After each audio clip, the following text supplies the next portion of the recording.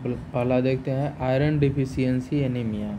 इसमें एनीमिया में क्या होता है, इसमें आयरन डिफिशियंसी एनीमिया में ये इसमें है हीमोग्लोबिन का कंसंट्रेशन है वो लेस देन 2 स्टैंडर्ड डेविएशन हो जाता है from mean of HB concentration से।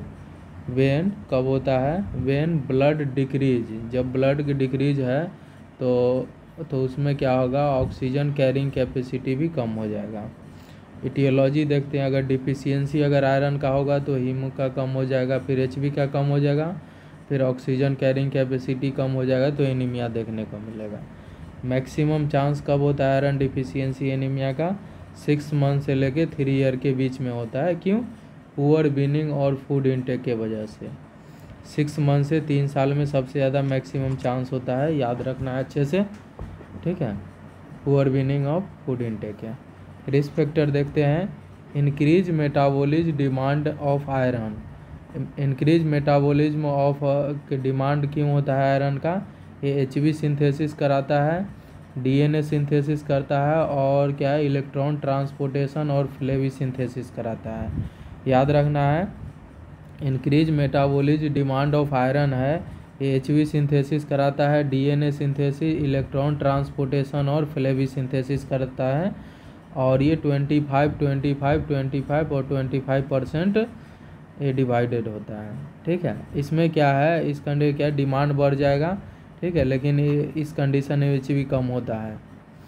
जीआई माल एब्जॉर्प्शन देखने को मिलेगा, जिसमें याद रखें जीआई माल एब्जॉर्प्शन क्यों, क्योंकि आयरन का जो है यूजुअली ऑब्जर्व होता है proximal part of small intestine, बोले तो ड्यूडेनम में, और लेस डाइटरी इंटेक कर रहा है आयरन का।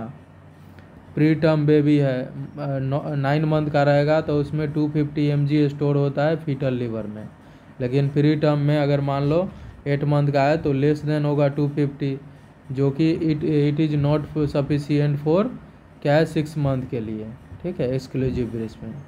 ट्विन प्रेगनेंसी है, ट्विन प्रेगनेंसी में है तो मदर क्या है मदर में जो रहेगा लिमिटेड आयरन रहेगा, और दो क्या है फीटस 2 रहेगा तो दोनों में डिवाइड हो जाएगा तो आयरन डिफिशियंसी देखने को मिलेगा। मैटरनल एनीमिया के वजह से, ठीक है, प्रोलॉन्ग ब्रेस्ट फीडिंग करेगा या फिर डिले वीनिंग करेगा, तो प्रोलॉन्ग ब्रेस्ट फीडिंग और डिले वीनिंग करेगा क्योंकि पुअर सोर्स होता है आयरन का मिल्क, ठीक है। उसके बाद देखते हैं क्या वर्म इन्फेस्टेशन हो जाएगा। नोट देखते हैं, आयरन डिफिशियंसी एनीमिया का incidence are more in their child who depend on cow milk.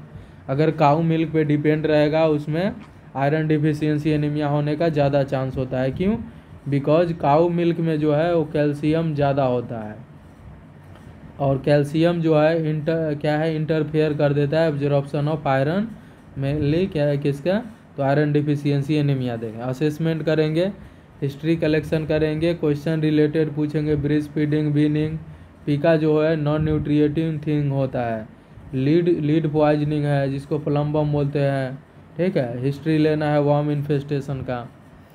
अब देखने को क्या मिलता है, इरिटेबिलिटी इस कंडीशन में देखने को मिलता है, रेस्टलेसनेस, ठीक है, ऑक्सीजन की डिफिशियंसी है ना, और ऑक्सीजन की कमी रहेगा तो क्या फटीक हो जाएगा, एनोरेक्सिया देखने को मिलेगा, टेकीकार्डिया होगा जब ऑक्सीजन की कमी हो जाएगा, तो हार्ट फेलियर हो सकता है, स्प्लीनोमेगाली हो सकता है, ठीक है।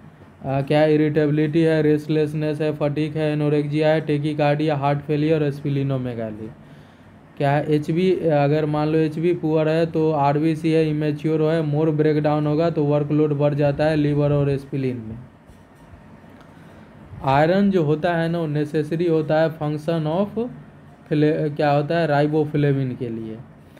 क्यों, अगर डिफिशियंसी होगा, आयरन जो है नेसेसरी होता है राइबोफ्लेविन के लिए, लेकिन अगर राइबोफ्लेविन का डिफिशियंसी है तो चिलोसिस हो सकता है। चिलोसिस जो होता है एंगुलर स्टोमेटाइटिस को बोलते हैं, जो कॉर्नर ऑफ माउथ पे देखने को मिलता है। ग्लोसाइटिस है, ये इन्फ्लामेशन कर देता है टंग का, ठीक है। और कोलेंचिया जो होता है ये स्पून शेप नेल देखने को मिलता है इसके कारण। प्लेंटोंचिया है, ये फ्लैट हेयर नेल हो जाएगा।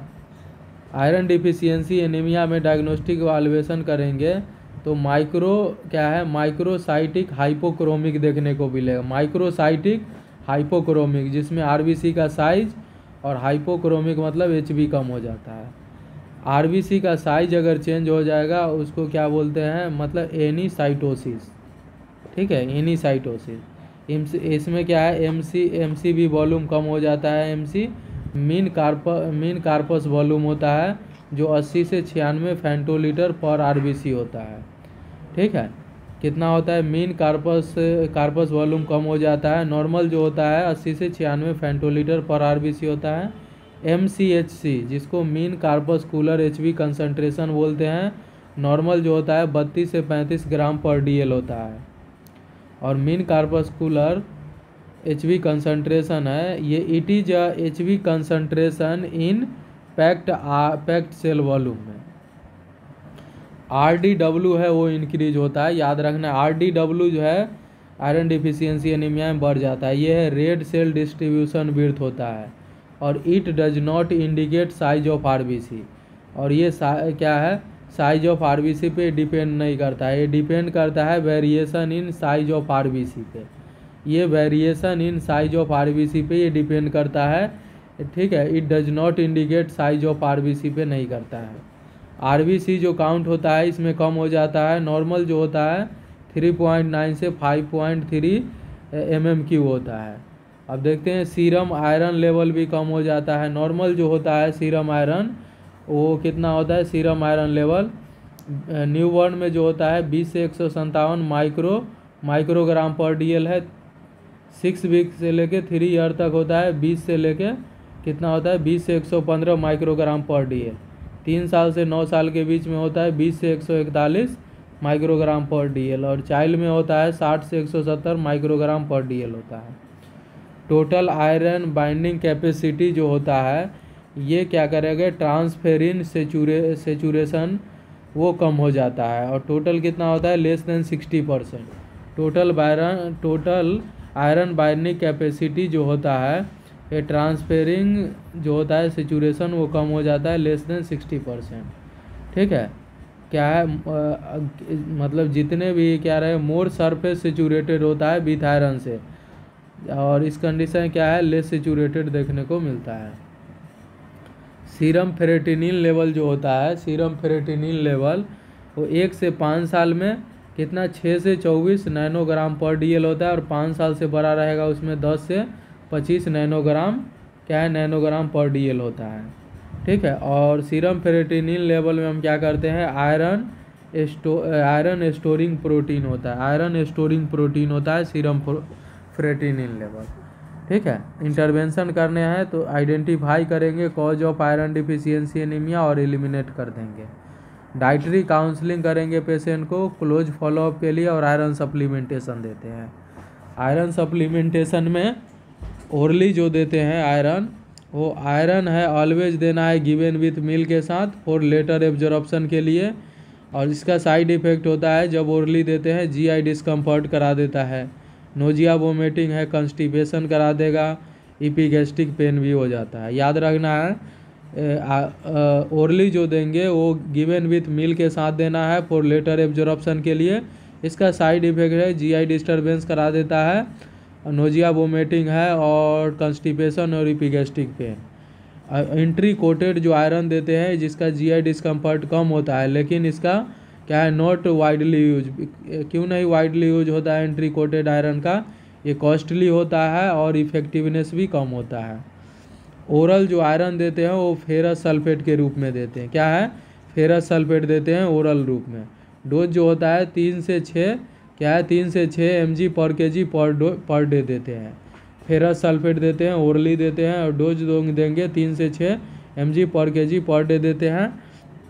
और ये कितना 20% एलिमेंटल आयरन होता है, 20% एलिमेंटल आयरन। इसमें क्या होता है, आरबीसी काउंट इंक्रीज आफ्टर 72 से 96 hour of ferrous sulphate. Ferrous sulphate देने के 3 से 4 मतलब तो 72 से 96 घंटे के बाद आरबीसी काउंट इंक्रीज होता है। अब देखते हैं we should given iron for 4 to 6 month after treating anaemia. Anaemia को ट्रीट कर लोगे उसके बाद भी हम 4 से 6 महीने तक हम आयरन देते हैं। क्यों, for स्टोरेशन of the iron for emergency के लिए। याद रखना है। 4 क्यों देते हैं? स्टोरेशन ऑफ आयरन फॉर इमरजेंसी के लिए। विटामिन सी जो है हेल्प करता है एब्जॉर्प्शन ऑफ आयरन का, जिसमें सिट्रस फ्रूट देते हैं। अवॉइड क्या करना है? मिल्क और antacid during iron therapy. Avoid करना है मिल्क और एंटासिड ड्यूरिंग आयरन थेरेपी चल रहा हो। और ब्लैक कलर का स्टूल जो होता है, ब्लैक कलर का स्टूल इसमें नॉर्मल होता है जब आयरन थेरेपी चलता है। तो ड्यूरिंग आयरन थेरेपी के ड्यूरेशन के टाइम ब्लैक कलर स्टूल देखने को मिलता है जब आयरन थेरेपी चलता है, जो कि एक नॉर्मल फाइंडिंग होता है। ठीक है, अब देखते हैं लिक्विड आयरन जो देते हैं क्या है। लिक्विड आयरन जो देते हैं वो ब्लैक स्टेनिंग ऑफ टीथ करा देता है।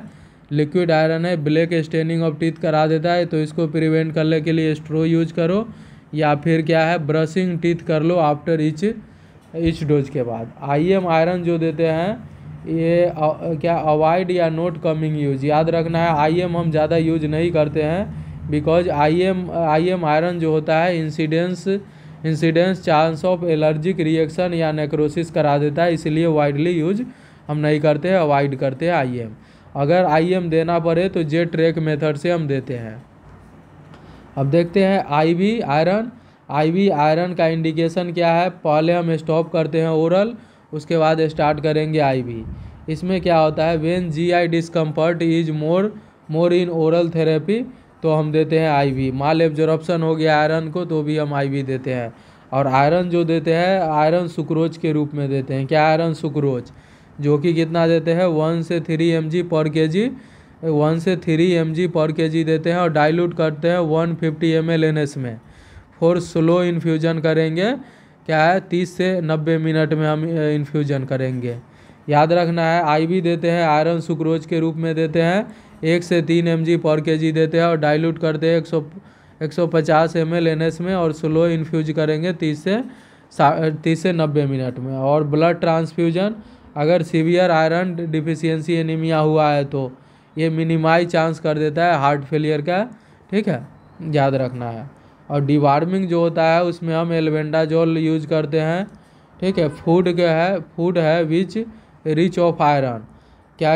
कौन सा फूड है जिसमें रिच आयरन है? तो सीरियल है, क्या है ग्रीन लीफी वेजिटेबल्स है, ड्राई नट्स है, एग योक है, बीन है, लेग्यूम है, लिवर मीट है, नट्स है, सीड्स है और मोलेज है। मिल्क और मिल्क प्रोडक्ट को अवॉइड कर देना है। याद रखना है आयरन कहाँ कहाँ पे ज़्यादा होता है? सीरियल में होता है, ग्रीन लीफी वेजिटेबल में, ड्राई नट्स में, एग योक में, बीन में, लेग्यूम में, लिवर मीट में, नट्स में, सीड में और मोलेज में। मिल्क और मिल्क प्रोडक्ट को हम अवॉइड कर देते हैं। नेक्स्ट कंडीशन देखते हैं सिकल सेल एनीमिया। इसमें 4 ग्लोब्यूलिन चैन होता है, जिसमें क्या है फीटल में कौन सा रहता है? तो 2 क्या है मतलब फीटल एचबी में क्या होता है? क्या है 2 अल्फ़ा होता है और 2 गामा होता है। एडल्ट में होता है 2 अल्फ़ा होता है और 2 बीटा होता है। इसमें जो रहता है ना एडल्ट वाला रहता है एचबी, वो मेड इसमें बन जाता है, क्या होता है सिकलिंग एचबी जो कि अब नॉर्मल होता है। इस कंडीशन में क्या है सिकल सेल एनीमिया में it is a condition in which क्या है एडल्ट एचबी इज पार्शियली और कम्प्लीटली रिप्लेस हो जाता है एबनॉर्मल एचबी से, सिकलिंग एचबी से। और ये क्या होता है सिकल सेल एनीमिया जो है ये ऑटोसोमल रिसेसिव डिसीज होता है। ऑटोसोमल रिसेसिव डिसीज होता है sickle cell anaemia. Cystic fibrosis भी होता है ऑटोसोमल रिसेसिव। ठीक है, नॉर्मल जो होता है 1 से 22 पेयर क्रोमोसोम होता है जो कि ऑटोसोम होता है, जिसमें 11 नंबर का क्रोमोसोम जो होता है अफेक्ट होता है जो कि बीटा चैन वाला है। ठीक है, अब देखते हैं इन दिस कंडीशन क्या है ग्लूटामेट जो होता है glutamate from 6 position of beta chain is replaced by valine के द्वारा। याद रखना है इस कंडीशन में है ग्लूटामेट जो होता है 6 पोजीशन पे ऑफ द बीटा चैन वो रिप्लेस हो जाता है किससे? वैलिन से, तो वैलिन आ जाता है। सिकल आरबीसी जो होता है उसका लेस स्पान होता है। ठीक है, लाइफ स्पान लेस होता है। सिकलिंग जो है it is a condition in which क्या है obstruction of blood flow due to accumulation of sickle shape RBC. ठीक है, अब देखते हैं क्या होता है सिक्कल जो होता है, सिक्कल आरबीसी है, उसमें लॉस्ट हो जाता है इलास्टिसिटी या फ्लेक्सिबिलिटी। नॉर्मल जो होता है आरबीसी, उसका डायमीटर है 7.5 से 8.7 माइक्रोमीटर होता है। थिकनेस होता है 1.7 से 2.2 माइक्रोमीटर होता है, और शेप होता है बाइकनकेव। तो डायमीटर है 7.5 से 8.7 माइक्रोग्राम, और थिकनेस है 1.7 से 2.2 माइक्रोग्राम। सिक्कल शेप आरबीसी जो होता है, सिक्कल शेप आरबीसी, इसमें क्या होता है, HbA जो एडल्ट वाला HB रहेगा मेड क्या है, क्या होता है, सिक्कल HB में बदल जाता है। और सिक्कल HB जो रहेगा, this HB can not carry oxygen, नहीं कर पाएगा, तो जिसके कारण हाइपोक्सिया देखने को मिलेगा। असेसमेंट करेंगे तो क्लिनिकल फीचर्स जो डिपेंड होगा सिकल सेल एनीमिया में, डिपेंड होता है degree of obstruction of blood और सिविरिटी ऑफ आरबीसी डिस्ट्रक्शन पे। हार्ट देखते हैं, अगर ड्यू टू एनीमिया के कारण हाइपोक्सिया होता है, टेकीकार्डिया देखने को मिलेगा, जिसके कारण वर्कलोड बढ़ जाएगा हार्ट पे, तो कार्डियोमेगेली देखने को मिलेगा। तो याद रखना है, कार्डियोमेगेली, टेकीकार्डिया और हाइपोक्सिया देखने को मिलता है। इस्चीमिया और वर्कलोड अगर बढ़ेगा तो हार्ट फेलियर भी देखने को मिलेगा। तो एनीमिया के कारण हाइपोक्सिया है, टेकीकार्डिया है और कार्डियोमेगेली और हार्ट फेलियर भी देखने को मिलेगा। लंग्स में देखते हैं, ऑब्स्ट्रक्शन होगा पल्मोनरी वसल में, तो स्टेग्नेशन हो जाएगा ब्लड इन क्या है, पार्टिकुलर लोब में, जिसके कारण हाइपोस्थेटिक निमोनिया देखने को मिले, हाइपोस्थेटिक निमोनिया देखने को मिलता है। देखते हैं स्प्लीन जो देखते हैं, इनिशियली कंडीशन में स्प्लीन का जो साइज है वो इंक्रीज हो जाता है एक्यूमुलेशन ऑफ सिकल आरबीसी के कारण, बट लेटर कंडीशन में स्प्लीन को साइज है वो श्रिंक हो जाता है ड्यू टू फैगोसाइटोसिस के कारण। अब देखते हैं liver, due to abnormal RBC के कारण मोर ब्रेकडाउन होगा और मोर प्रोडक्शन होगा बिलरुबिन का, ठीक है, जिसके कारण वर्कलोड बढ़ जाएगा लीवर पे, जिसके कारण हिपैटोमेगैली देखने को मिलता है।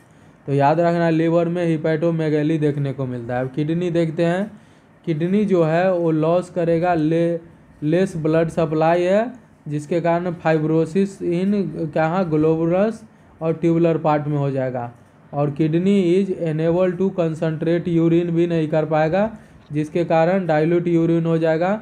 तो ये डाइल्यूट यूरिन होगा, तो जैसे डाइल्यूट होता है स्पेसिफिक ग्रेविटी कम कर देता है, जो क्या है पॉलीयूरिया के कंडीशन भी देखने को मिलता है। हेमेचूरिया देखने को मिलता है, एन्यूरिज्म देखने को मिलता है पॉलीयूरिया के कारण। हाइपोस्थेनियूरिया क्या होता है, inability to form urine with high specific gravity. Hyposthenuria जो है, inability to form urine with high specific gravity. CNS देखते हैं, CNS जो होता है, CNS ड्यू टू ऑब्स्ट्रक्शन है ब्लड क्या है, ब्लड टू ब्रेन वो कम जाएगा, जिसके कारण इन्फ्रैक्शन देखने को मिलेगा ब्लड वेसल्स ऑफ CNS, जिसके कारण स्ट्रोक और सीजर हो सकता है, और स्ट्रोक और सीजर होगा तो हेमीप्लेजिया और डेथ भी हो सकता है।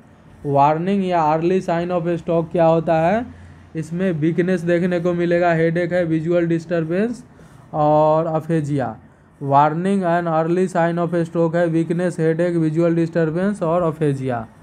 इसमें क्या होता है, sickle cell anaemia, retinal detachment देखने को मिलेगा ड्यू टू वास्कुलर ऑक्लूजन के वजह से, रेटाइनल डिटैचमेंट देखने को मिलेगा ड्यू टू वास्कुलर ऑक्लूजन के कारण। अब देखते हैं स्केलेटल सिस्टम में इन्फ्रैक्शन होगा बोन मैरो में, specially small bone of hand और फुट में, जिसके कारण सीवियर पेन देखने को मिलेगा हैंड और फीट में। तो उसमें हैंड फुट सिंड्रोम देखने को मिलता है। याद रखना है, हैंड फुट सिंड्रोम जो होता है सिकल सेल एनीमिया में देखने को मिलता है। अब देखते हैं मेडुलरी स्पेस इंक्रीज हो जाएगा ड्यू टू इंक्रीज इरिथ्रोपोइसिस के वजह से, एस्ट्रोजन के कमी से देखने को मिलता है। मेडुलरी स्पेस में इंक्रीज क्या है, मेडुलरी स्पेस इंक्रीज हो जाएगा ड्यू टू इरिथ्रोपोइसिस, जितना ज़्यादा बनेगा उसके कारण इसमें एस्ट्रोजन की कमी हो जाता है। थिनिंग हो जाता है बोन कॉर्टेक्स, जिसको ऑस्टियोपोरोसिस बोलते हैं। लोडोसिस और काइपोसिस भी प्रेजेंट होता है सिकल सेल एनीमिया में। लेग अल्सर देखते हैं, leg ulcer due to decrease peripheral circulation के वजह से, ठीक है, याद रखना है। लेग अल्सर जो होता है, लेग अल्सर में है due to decrease peripheral circulation के वजह से। ठीक है, finger length is more than normal child हो जाता है, फिंगर लेंथ है वो मोर देन हो जाता है नॉर्मल चाइल्ड से। इसमें प्रियापिज्म जो होता है ये prolong painful erection of penis होता है due to obstruction in blood supply of penis, sickling के कारण प्रियापिज्म देखने को मिलता है। ये है prolong painful erection of penis due to obstruction और in blood supply of penis, तो सिकलिंग के कारण। क्राइसिस देखने को मिलता है इसमें vaso occlusive crisis, splenic crisis और अप्लास्टिक क्राइसिस और hyper haemolytic crisis, hyper haemolytic crisis. तो अब देखते हैं वैजो ऑक्लूसिव क्राइसिस ये मोस्ट कॉमन क्राइसिस होता है, most common crisis, most painful होता है। Anaemia is not main concern in this crisis, इसमें क्या होता है वैजो ऑक्लूसिव क्राइसिस में मेन कंसर्न होता है पेन, याद रखना है। वैजो ऑक्लूसिव क्राइसिस है मोस्ट कॉमन टाइप होता है, vaso occlusive crisis most common crisis, most painful होता है। इसमें anaemia is not main concern in this crisis, इसमें मेन जो होता है फीचर्स पेन होता है। ऑब्स्ट्रक्शन हो जाता है स्मॉल कैपिलरी में, इस्चेमिया होगा, इन्फ्रैक्शन होगा और पेन देखने को मिलेगा। पेनफुल स्वेलिंग देखने को मिलता है एक्सट्रीमिटीज में, निमोनिया हो सकता है, सीवियर एब्डोमिनल पेन भी देखने को मिल सकता है। याद रखना है इसमें क्या है वैजो ऑक्लूसिव क्राइसिस है मोस्ट कॉमन टाइप का क्राइसिस होता है जो कि मोस्ट पेनफुल होता है। इसमें एनीमिया है, anaemia is not a most concern, इसमें पेन होता है। क्यों? क्योंकि ऑब्स्ट्रक्शन हो जाता है स्मॉल कैपिलरी में जिसमें इस्चेमिया, इन्फ्रैक्शन और पेन देखने को मिलता है। पेनफुल स्वेलिंग होता है एक्सट्रीमिटीज में, निमोनिया और severe abdominal pain. Severe abdominal pain जो होता है ड्यू टू इन्फ्रैक्शन और एब्डोमिनल स्ट्रक्चर के कारण। Pain is much higher that some time it confusion diagnosis with rheumatic fever हो सकता है। स्प्लीनिक क्राइसिस जो होता है it is caused by pooling of blood in spleen, इसमें क्या होता है कॉज्ड पूलिंग हो जाता है ब्लड का, कहाँ पे? स्प्लीन में। ठीक है, इसमें है डिक्रीज हो जाता है ब्लड सप्लाई सर्कुलेशन और सर्कुलेटरी कोलैप्स होने का चांस होता है। चाइल्ड है लीड टू हाइपोवोल्मिक शॉक, जिसके कारण चाइल्ड है हाइपोवोल्मिक शॉक में जा सकता है। ठीक है, recover child by giving fluid and blood, याद रखना है रिकवर करता है चाइल्ड बाय गिविंग फ्लूइड और ब्लड से। फ्रीक्वेंट हाइपोवोल्मिक शॉक देखने को मिलता है आफ्टर ट्रीटमेंट, फ्रीक्वेंट हाइपोवोल्मिक शॉक देखने को मिलता है आफ्टर ट्रीटमेंट। ठीक है, क्या फ्रीक्वेंट हाइपोवोल्मिक शॉक होता है आफ्टर ट्रीटमेंट, तो उस कंडीशन में हम स्प्लीनेक्टोमी कर देते हैं और मेनली अकर जो होता है कब होता है 8 महीने से 5 ईयर में, 8 मंथ से 5 ईयर के बीच होता है। तो स्प्लीनिक क्राइसिस जो होता है इसमें कॉज होता है पूलिंग ऑफ ब्लड हो जाता है स्प्लीन में, जिसके कारण ब्लड सप्लाई है सर्कुलेशन कम हो जाएगा, सर्कुलेटरी कोलैप्स देखने को मिलेगा। और चाइल्ड में है चाइल्ड लीड, जिसके कारण हाइपोवोल्मिक शॉक हो सकता है। और इसमें क्या करना है recover child by giving fluid और ब्लड से। और फ्रीक्वेंट बार बार हाइपोवोल्मिक शॉक हो रहा है आफ्टर ट्रीटमेंट, तो स्प्लीनेक्टोमी करना पड़ेगा। और मेनली अगर कब होता है स्प्लीनिक क्राइसिस 5 मंथ से तो क्या है 8 मंथ से 5 ईयर में। अब देखते हैं एप्लास्टिक क्राइसिस जो होता है it is due to impaired production of blood cell के वजह से, इसमें due to impaired production of blood cell के वजह से स्पेशली आरबीसी, ड्यू टू इसमें क्या है इस्चीमिया ऑफ बोन मैरो हो जाता है, ischaemia of bone marrow, viral infection और फॉलिक एसिड डिफिशियंसी। ठीक है, फॉलिक एसिड डिफिशियंसी। तो ये प्लास्टिक क्राइसिस जो होता है ये प्लास्टिक क्राइसिस है it is due to impaired production of blood cell, इसमें इम्पेयर्ड प्रोडक्शन हो जाता है ब्लड सेल का, मेनली स्पेशली आरबीसी का।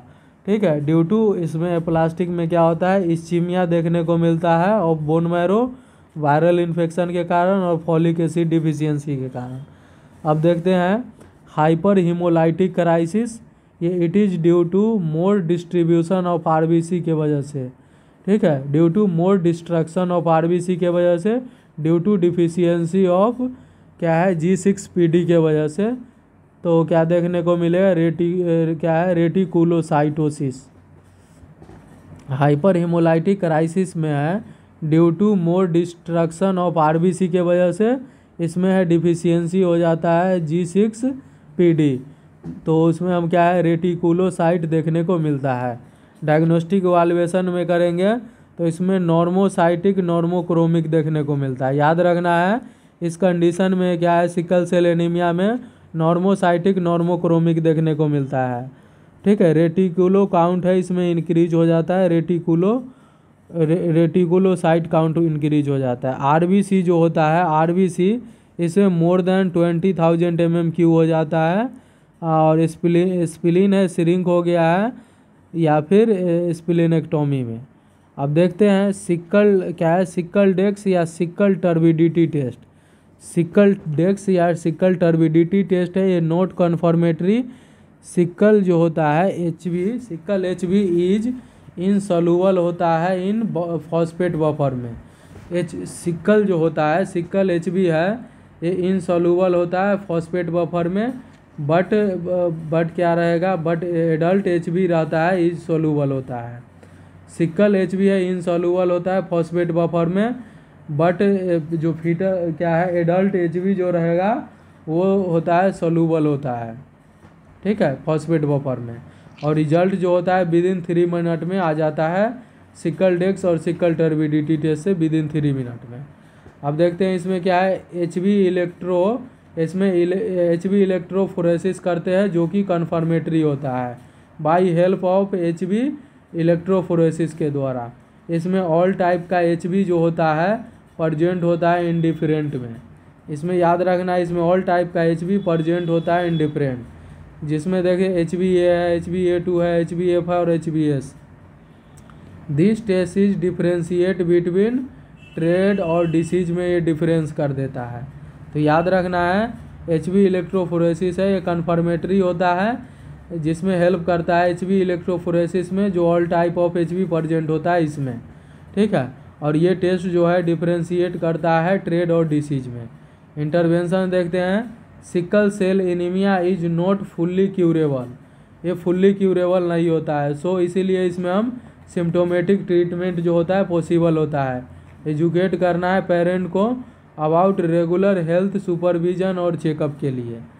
अब देखते हैं प्रिवेंशन करना है, prevention of sickling by proper hydration level से। याद रखना है प्रिवेंशन ऑफ सिकलिंग किससे करना है, बाय प्रॉपर हाइड्रेशन लेवल से। ओवर ऑब्जर्व करना है कॉम्प्लिकेशन के लिए, प्रिवेंशन करना है साइकोलॉजिकल प्रॉब्लम ना हो।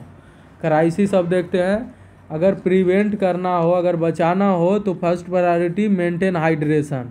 याद रखना है प्रिवेंट करना हो तो उस कंडीशन में प्रायोरिटी जो होगा मेंटेन करना हाइड्रेशन लेवल IV देते हैं। और ट्रीटमेंट में फर्स्ट प्रायोरिटी हम स्टार्ट कर देते हैं ऑक्सीजन। तो क्राइसिस के कंडीशन में अगर प्रिवेंट करना हो तो प्रायोरिटी रहेगा मेंटेन करना हाइड्रेशन IV से, और ट्रीटमेंट में क्या है फर्स्ट प्रायोरिटी स्टार्ट कर देंगे ऑक्सीजन। अब देखते हैं मिनिमम ऑक्सीजन कंजप्शन हो जाना चाहिए। प्रॉपर बेड रेस्ट है, अमाउंट या ड्यूरेशन ऑफ रेस्ट जो होता है depend on the pain. Passive exercise देते हैं, एक्सरसाइज में ऑक्सीजन जो है अवॉइड करते हैं because it can cause suppress of bone marrow. याद रखना है एक्सेसिव ऑक्सीजन अवॉइड करते हैं बिकॉज इट कैन कॉज क्या है सप्रेसिव ऑफ बोन मैरो करा देता है। ऑक्सीजन का टॉक्सिसिटी अगर होगा तो आई के लिए हम मॉनिटर करते हैं।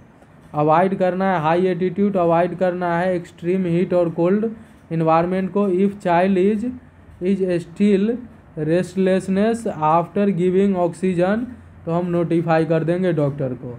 याद रखना है अगर चाइल्ड है स्टिल रेस्टलेसनेस है, अगर स्टिल वो रेस्टलेसनेस है आफ्टर गिविंग ऑक्सीजन देने के बाद भी तो डॉक्टर को इन्फॉर्म कर देना है।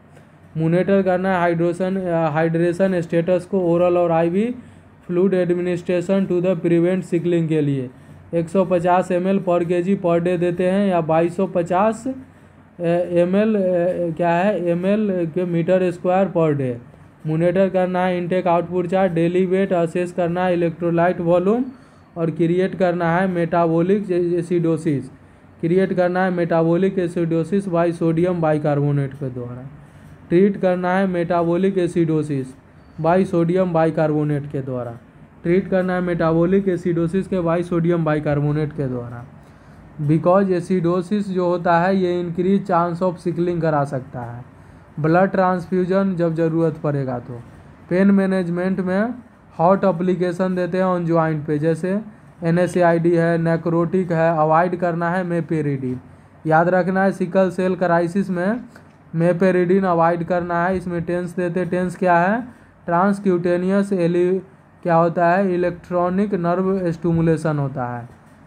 नेक्स्ट जो होता है ये ट्रांसक्यूटेनियस इलेक्ट्रिकल क्या है, नर्व स्टिमुलेशन। अब देखते हैं if splenectomy is perform then give prophylactic antibody. याद रखना है स्प्लेनेक्टोमी अगर परफॉर्म कर रहा है तो प्रोफाइलेक्टिक एंटीबायोटिक दे दो। हाइड्रोक्सी यूरिया है इंक्रीज हो जाता है फीटल HB में, जिसके कारण सिकलिंग कम हो जाता है। क्या होता है, हाइड्रोक्सी यूरिया इंक्रीज हो जाता है फीटल HB में, जिससे सिकलिंग कम हो जाएगा। जेनेटिक काउंसलिंग करेंगे।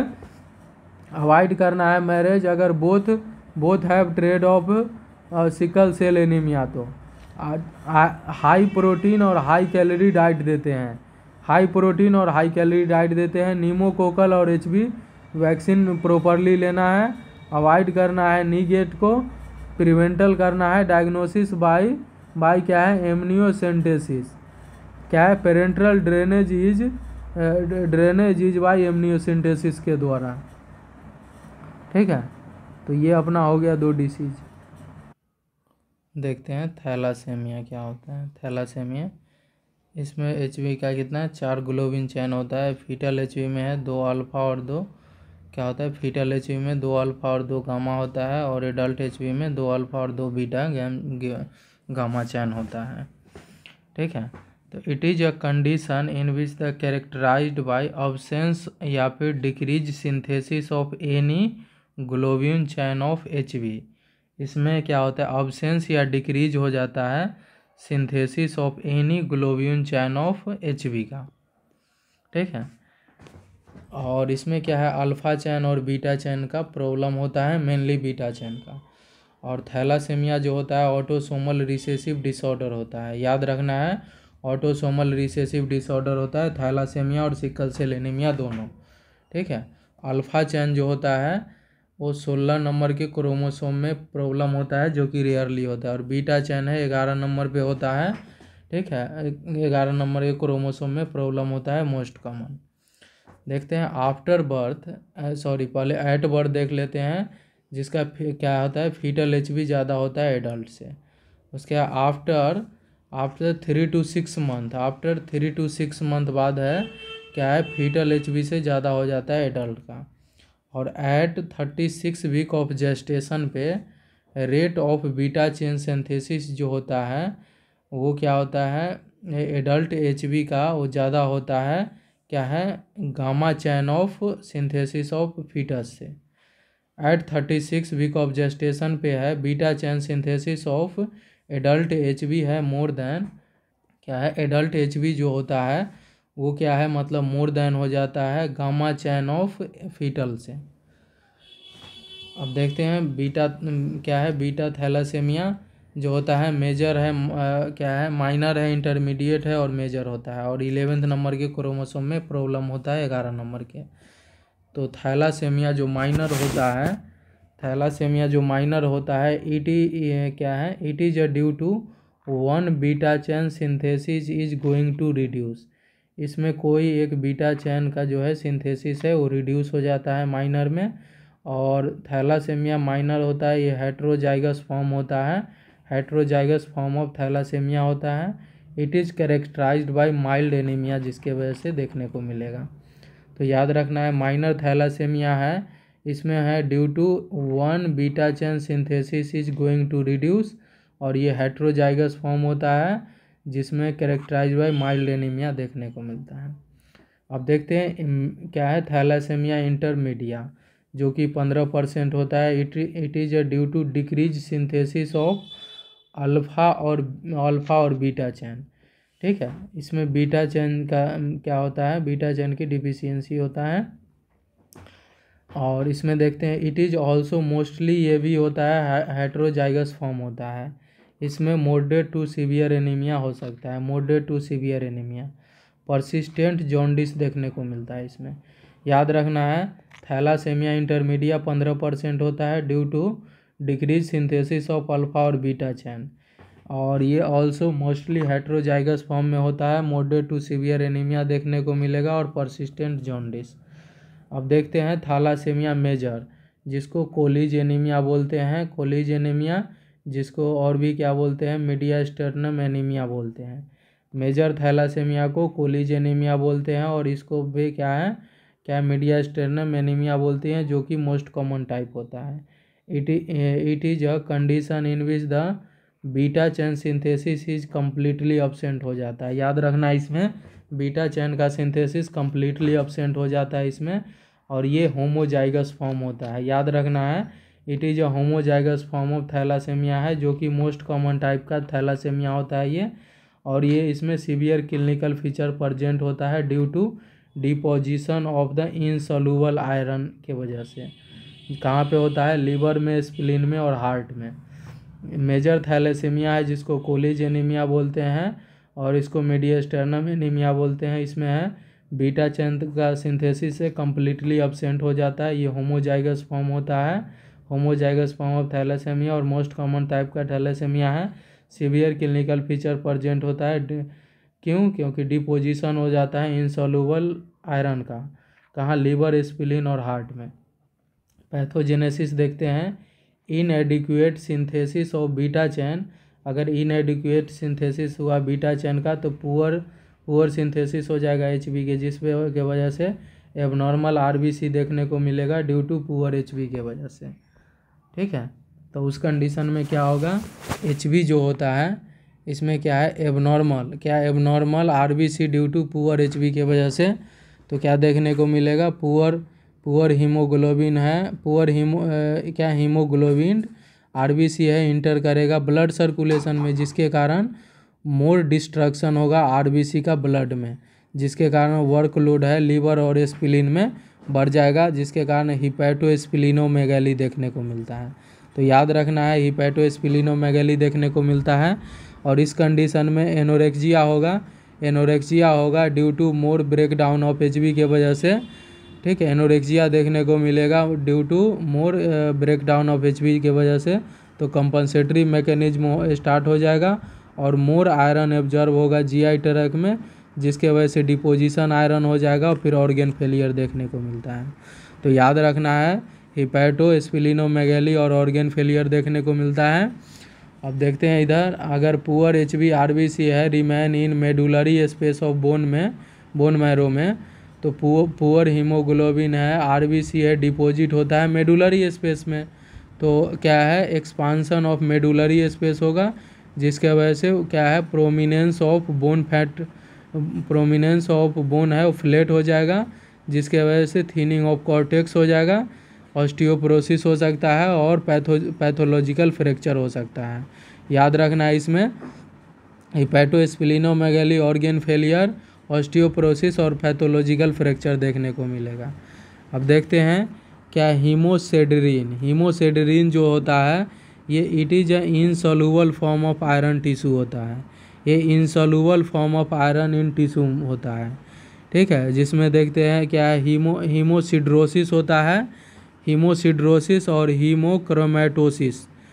ठीक है, हीमोक्रोमेटोसिस जो होता है जब डैमेज हो जाता है टिश्यू का तो हीमोक्रोमेटोसिस देखने को मिलता है इसको, और जब सीवियर डिपोजिशन आयरन का होता है तो देखने को मिलता है हीमोक्रोमेटोसिस, जिसमें डैमेज हो जाता है टिश्यू। और हीमोसिड्रेसिस जो होता है, ठीक है, डज नॉट टिश्यू होता है। क्या होता है, डज नॉट टिश्यू होता है हीमोसिड्रोसिस। और हीमोक्रोमेटोसिस जब डैमेज होता है टिश्यू, सीवियर डिपोजिशन आयरन का होता है, तो क्या है, हीमोक्रोमेटोसिस देखने को मिलता है।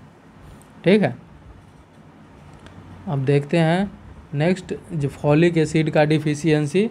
अगर फॉलिक एसिड का डिफिशियंसी अगर होगा, ठीक है, तो ये है due to bone marrow hyperplasia के कारण। तो बोन मैरो के हाइपरप्लेजिया के कारण देखने को मिलता है फॉलिक एसिड डिफिशियंसी, जिसमें है increase need of folic acid है तो मैक्सिमम यूज करेंगे रिमेन लेस। तो मोर आयरन है स्टोर होता है, मोर आयरन होता है स्टोर होता है in place where macrophage and maximum. More iron store होता है in place where macrophage cell are maximum. Liver में कौन सा होता है तो कूपर सेल होता है, स्प्लीन में रेड क्या होता है रेड पल्मोनरी माइक्रोफेज होता है, रेड पल्मोनरी माइक्रोफेज होता है। लंग्स में डस्ट सेल होता है, किडनी में इंट्राग्लोमेरुलर मेजेंट्रिक सेल होता है, लिम्फ नोड में है साइनस हिस्टियोसाइट होता है। तो लीवर में कूपर सेल होता है, स्प्लीन में रेड क्या होता है मतलब रेड पल्मोनरी माइक्रोफेज है।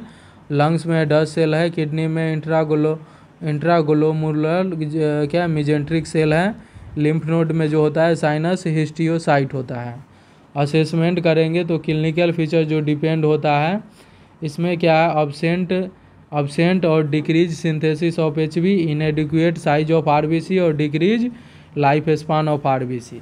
तो स्किन का जो है वो कलर कैसा रहेगा, ग्रीन ब्राउन स्किन हो जाता है, ग्रीन ब्राउन स्किन जिसको ब्रॉन्च स्किन बोलते हैं, याद रखना है। थैलासेमिया में है ग्रीन ब्राउन स्किन हो जाए जिसे ब्रॉन्च स्किन बोलते हैं due to collection of haemosiderin with biliverdin के वजह से, ड्यू टू कलेक्शन हो जाता है हीमोसिडेरिन विथ बिलीवर्डिन। और फाइन क्रेकल देखने को मिलेगा स्किन पे, स्किन देखेंगे तो ग्रीनिश ब्राउन स्किन होगा, ब्राउंच स्किन हो जाएगा due to collection of haemosiderin with biliverdin. और फाइन क्रेकल देखने को मिलेगा स्किन पे। हार्ट देखते हैं, हीमोक्रोमेटोसिस ऑफ मायोकार्डियम, हीमोक्रोमेटोसिस होगा मायोकार्डियम पे तो फाइब्रोटिक चेंजेस देखने को मिलेगा इन मायोकार्डियम में, जिसके वजह से इफिशियंसी कम हो जाएगा, जिसके वजह से हार्ट फेलियर देखने को मिलता है, हार्ट फेलियर हो जाता है हार्ट में। ठीक है, अब देखते हैं नेक्स्ट स्प्लीन। इसमें क्या होता है, स्प्लीन जो होता है स्प्लीन में ड्यू टू एक्सेसिव डिस्ट्रक्शन के वजह से, due to excessive destruction of RBC की वजह से वर्कलोड बढ़ जाता है स्प्लीन पे तो स्प्लीनोमेगैली देखने को मिलता है, इनलार्ज हो जाता है स्प्लीनोमेगैली। अब देखते हैं due to enlarge size of spleen abdominal distension होगा, डायफ्राम शिफ्टिंग होगा अपवर्ड, जिसके कारण इंटरफेयर हो जाएगा रेस्पिरेशन में भी दिक्कत होगा। क्या है, इनलार्ज हो जाएगा स्प्लीन तो एब्डोमिनल डिस्टेंशन होगा एब्डोमेन तो डायफ्राम शिफ्टिंग हो जाएगा अपवर्ड, जिसके कारण रेस्पिरेशन में इंटरफेयर होगा। लीवर में अब देखते हैं हीमोक्रोमेटोसिस ऑफ हिपैटिक सेल के वजह से हीमोक्रोमेटोसिस ऑफ हिपैटिक सेल में क्या है फाइब्रोटिक हो जाता है हिपैटिक सेल, जिसमें सिरोसिस ऑफ लीवर देखने को मिलता है, और सिरोसिस ऑफ लीवर होता है तो कैंसर हो जाता है। अब देखते हैं मोर डिस्ट्रक्शन ऑफ आरबीसी होगा तो मोर प्रोडक्शन ऑफ बिलिरुबिन, जिसमें गॉल स्टोन बनेगा तो ऑब्स्ट्रक्टिव जॉन्डिस देखने को मिलेगा, जिसके वजह से क्या है मतलब कोलिसिस्टेक्टोमी, इसमें हम कोलिसिस्टेक्टोमी करना पड़ेगा। ऑब्स्ट्रक्टिव जॉन्डिस है तो कोलिसिस्टेक्टोमी करना पड़ेगा। अब देखते हैं पेनक्रियाज में होमोक्रोमेटोसिस सेल है, ये क्या है इसका इफिशियंसी है तो इंसुलिन कम बनेगा, जिसके कारण डायबिटिक मेलाइटिस देखने को मिलेगा। क्या है हीमोक्रोमेटोसिस सेल है, इसमें क्या है इफिशियंसी अगर कमेगा तो इंसुलिन कम बनेगा तो फिर डायबिटिक मेलाइटिस देखने को मिलेगा पेनक्रियाज में। अब देखते हैं इंडोक्राइन ग्लैंड में हीमोक्रोमेटोसिस ऑफ पिट्यूटरी ग्लैंड में क्या है एबनॉर्मल सिक्रीशन हो जाता है सेक्स हार्मोन का। हीमोक्रोमेटोसिस के कारण पिट्यूटरी ग्लैंड में क्या है एबनॉर्मल सिक्रीशन हो जाता है सेक्स हार्मोन के, जिसके वजह से प्यूबर्टी डिले आता है। स्केलेटल सिस्टम देखते हैं due to widening of medullary space thinning होता है बोन कॉर्टेक्स के, जिसके वजह से बोन वीक है, ऑस्टियोपोरोसिस देखने को मिलता है, और ये पैथोलॉजिकल फ्रैक्चर देखने को मिलता है इसमें। फ्रंटल बूजिंग होता है, फ्रंटल बूजिंग देखने को मिलेगा, इनलार्ज हो जाएगा मैक्सिला, इनलार्ज होगा अपर लिप, प्रोमिनेंट हो जाता है अपर सेंट्रल इंसाइजर, डिप्रेस्ड हो जाता है नेजल ब्रिज, स्टंटिंग या फिर मैंगोलोइड आई हो जाएगा, स्टंटिंग या मैंगलोइड आई हो जाएगा। ठीक है, इसमें क्या है क्या है, चीप मंग फेस या हीमोलाइटिक फेस होता है। याद रहे, फ्रंटल बूजिंग, इनलार्ज हो मैक्सिला, इनलार्ज है अपर, क्या है, इनलार्ज हो जाता है मैक्सिला, इनलार्ज है अपर लिड, प्रोमिनेंट है अपर सेंट्रल इंसाइजर, डिप्रेस हो जाता है नेजल ब्रिज, स्टंटिंग या मंगलोइड आई हो जाएगा।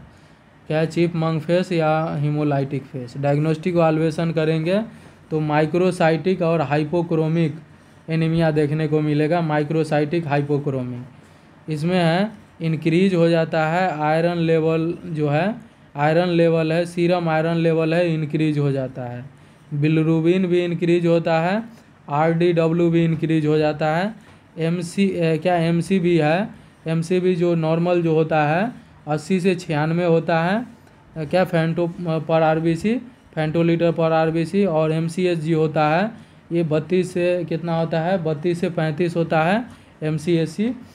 और याद रखना इसमें MCSC और MC दोनों कम हो जाता है, और बाकी सीरम आयरन लेवल इंक्रीज हो जाता है, बिलरुबिन लेवल और RDW लेवल।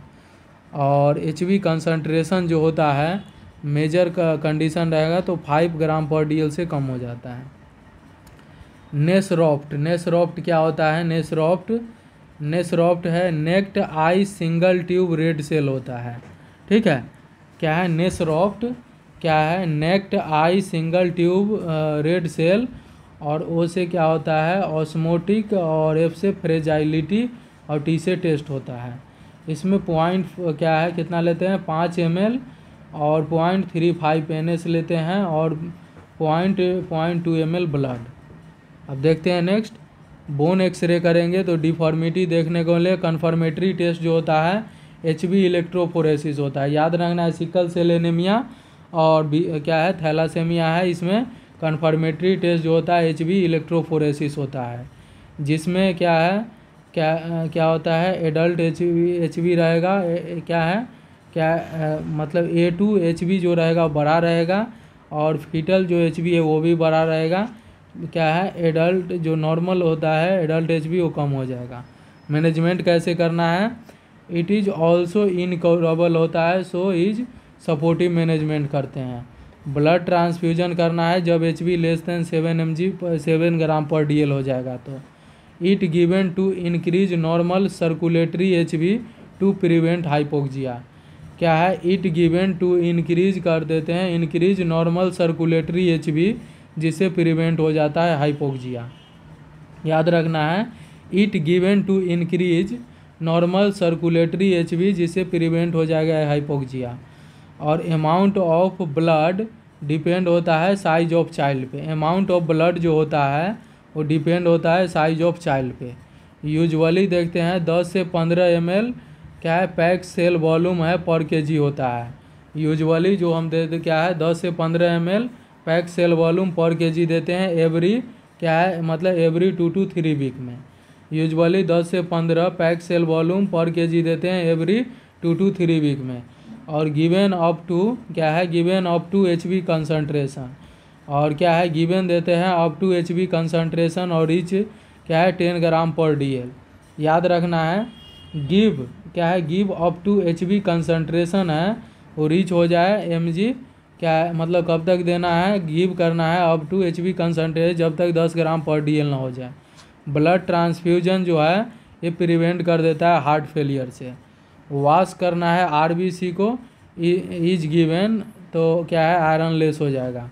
ठीक है, इफ़ क्या है इफ़ नॉट पॉसिबल, अगर नॉट पॉसिबल है देन गिव करना है ब्लड क्या है ब्लड थ्रू द क्या है ल्यूकोसाइट फिल्टर। क्या है इफ़ नॉट पॉसिबल, अगर क्या वॉश करना अगर पॉसिबल नहीं है तो give blood through leukocyte filter to minimize transfusion reaction. क्या है ट्रांसफ्यूजन रिएक्शन को कम करने के लिए एसिटामिनोफेन या फिर एंटी हिस्टामिन देते हैं। मिनिमाइज रिएक्शन ट्रांसफ्यूजन रिएक्शन को कम करने के लिए एसिटामिनोफेन या फिर हिस्टामिन देते हैं। प्रॉपर इम्यूनाइजेशन करते हैं, स्पेशली क्या है हेपेटाइटिस B देखते हैं। Due to excessive blood transfusion के वजह से तो हेपेटाइटिस हो जाता है, तो इसीलिए हम हेपेटाइटिस B देते हैं। क्या है फॉलिक एसिड सप्लीमेंटेशन देते हैं। इन आयरन ओवरलोड अगर पेशेंट में हो जाएगा तो मोस्ट कॉमन कॉजेटिव जो इन्फेक्शन होगा क्या होता है, मतलब यर्सीनिया इंट्रोकोलाइटिका होता है। याद रखना है, अगर आयरन ओवरलोड अगर पेशेंट में हो जाएगा तो मोस्ट कॉमन इन्फेक्शन क्या देखने को मिलता है, क्या देखने को मिला है, यर्सीनिया इंट्रोकोलाइटिका देखने को मिलता है। ठीक है, रेगुलर मोनिटर करना है सीरम फेरेटिनिन लेवल। याद रखना है, रेगुलर मोनिटर करना है सीरम फेरेटिनिन लेवल, ये मोस्ट इम्पोर्टेंट होता है फॉर आयरन ओवरलोड एस्टिमेशन को जानने के लिए। चिलेटिन थेरेपी देते हैं वेन जब सीरम फेरेटिनिन लेवल है वो मोर देन 1000 से कितना है, 1000 से 1500 माइक्रोग्राम पर DL से ज़्यादा हो जाएगा तो क्या है सीरम फेरेटिनिन लेवल, तो उसमें हम चिलेटिन थेरेपी देते हैं। चिलेटिन थेरेपी जो है यूज करते हैं इन removing of iron from body से रिमूव करने के लिए आयरन को चिलेटिन थेरेपी देते हैं। ओरली जो देते हैं क्या, ओरली जो देंगे क्या है, क्या देते हैं, क्या डेफरेक जो क्या मतलब डेफेरी क्या देते हैं, क्या डेफ है, क्या देते हैं, मतलब डेफ्री प्रोन, क्या है डेफ्री प्रोन देते हैं ओरली, और IM और IV देते हैं, डेफरेक्जामाइन देते हैं। ठीक है, नर्सिंग रिस्पॉन्सिबिलिटी देखते हैं। ठीक है, इज मोनिटर करना है 24 घंटे, क्या 24 घंटे यूरिन आउटपुट के लिए, और 40 से 60 mg/kg per day by mechanical pump से। नर्सिंग रिस्पॉन्सिबिलिटी क्या होगा, इज मोनिटर करना है 24 आवर यूरिन आउटपुट, 40 से 60 mg पर kg per day by mechanical infuse, और कैसे देना है, सबक्यूटेनियस से अपर एब्डोमेन या फिर क्या है लेटर थाई में। प्रिवेंट करना है हार्ट फेलियर को। हाई डोज ऑफ डेफरेक्जामाइन अगर दोगे तो क्या है गिवन बाय IV रूट से, कितना 100 से 150 mg/kg पर डेज, और आयरन का टॉक्सिसिटी अगर हो जाएगा तो रेड कलर का यूरिन हो जाता है। याद रखना है, जब आयरन का टॉक्सिसिटी हो जाता है तो रेड कलर यूरिन हो जाता है, आयरन का टॉक्सिसिटी है तो रेड कलर यूरिन हो जाता है। याद रखना है, ड्यूरिंग डेफरेक्जामाइन थेरेपी है, ठीक है, क्या होता है ऑरेंज कलर का यूरिन होता है। याद रखना है, ड्यूरिंग डेफरेक्जामाइन थेरेपी है, आयरन कलर है वो यूरिन हो जाता है। रिम्फाम्पिसिन भी देते हैं तो और क्या ऑरेंज कलर हो जाता है। ठीक है, फोर किस लिए स्लोली देते हैं। ठीक है, और ये जो होता है नॉर्मल होता है कलर। अब याद रखना है क्या है, never use chelating therapy for immature child. याद रखना है, चिलेटिन थेरेपी कभी नहीं देंगे इमेच्योर चाइल्ड में, बिकॉज इसका किडनी जो है वो इमेच्योर है, इसीलिए हम इमेच्योर चाइल्ड में चिलेटिन थेरेपी हम कभी नहीं देते हैं। ड्यू टू, अब देखते हैं next, due to excessive iron और चिलेटिन थेरेपी एजेंट, अगर एक्सेसिव आयरन और चिलेटिन थेरेपी दे रहे हैं इसके वजह से डैमेज हो सकता है आई और ईयर, तो सो हियरिंग और विजिंग टेस्ट जो है कंपलसरी होता है इन चिलेटिन थेरेपी में।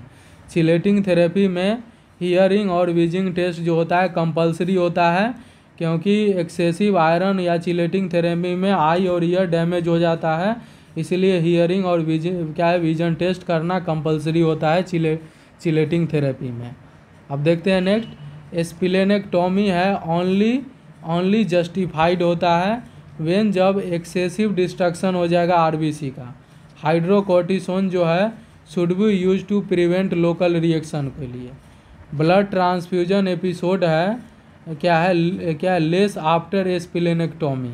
अब देखते हैं, वैक्सीन हिब और निमोकोकल क्या है वैक्सीन देते हैं, गिव प्रोफाइलेक्टिक एंटीबायोटिक देते हैं आफ्टर स्प्लेनेक्टोमी। अगर टेम्परेचर है इसमें है 101 से क्या है 101 पॉइंट क्या है 101.3 फ़ारेनहाइट से अगर ज़्यादा हो गया है तो डॉक्टर को इन्फॉर्म कर देते हैं। अवॉइड करना है विटामिन C और क्या देना है विटामिन E देते हैं।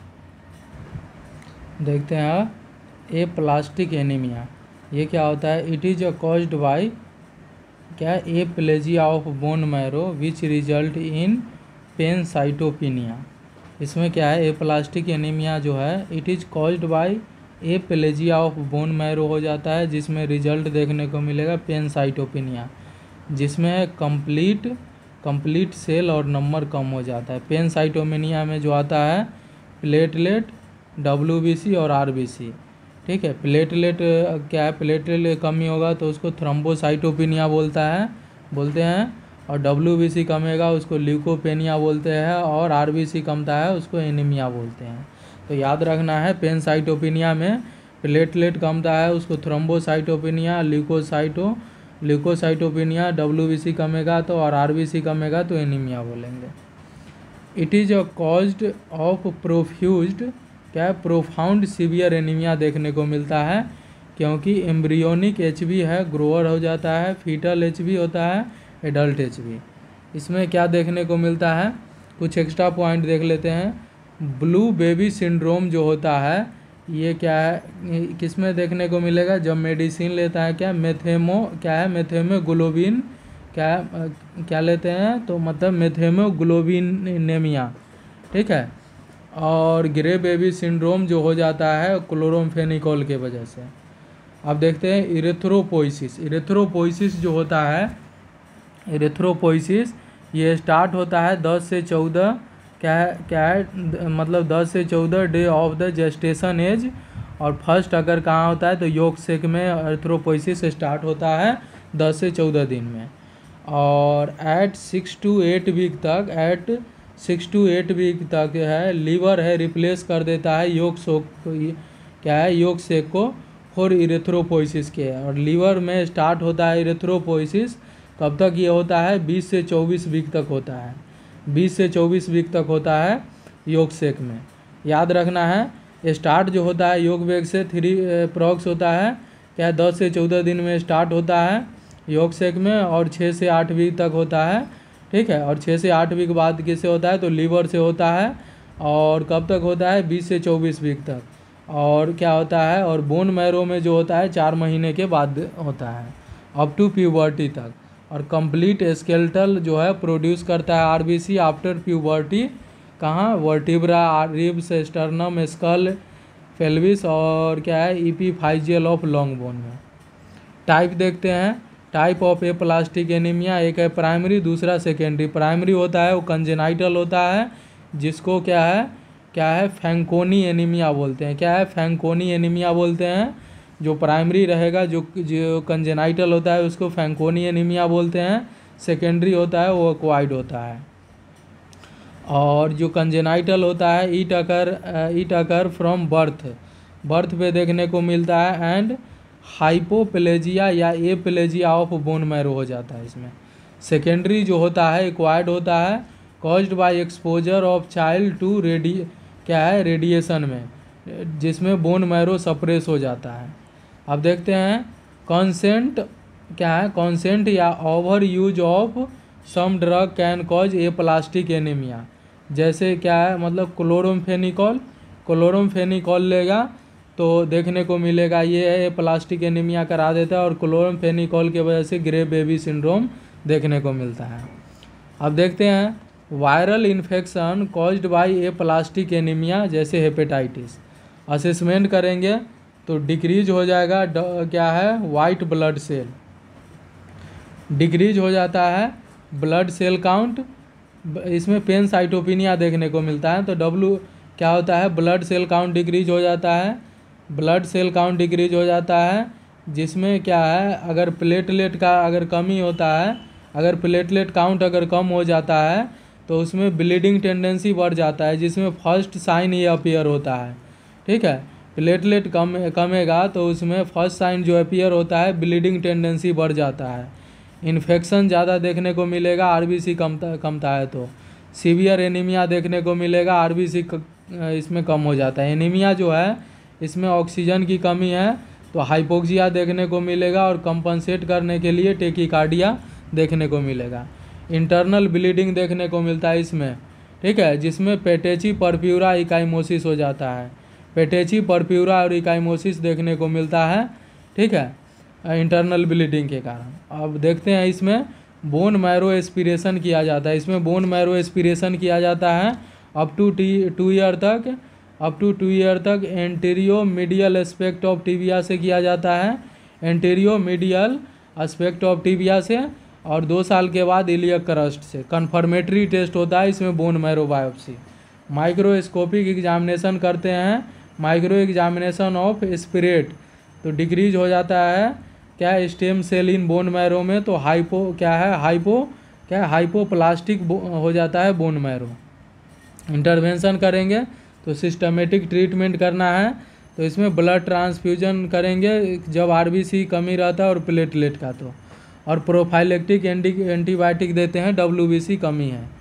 ठीक है, रीस्टोर करते हैं function of bone marrow by stimulation of erythropoiesis by androgenic steroid के द्वारा। एंड्रोजेनिक स्टेरॉइड जो देते हैं ये क्या है, टेस्टोस्टेरोन क्या है प्रोमिनेंट हो जाता है इसमें। ठीक है, एंड्रोजेनिक स्टेरॉइड देते हैं जो जिससे टेस्टोस्टेरोन है प्रोमिनेंट हो जाता है। कैसे देते हैं, सबलिंगुअल देते हैं, डेली देते हैं, और आईएम देंगे मंथली देते हैं। अब उसके बाद क्या देते हैं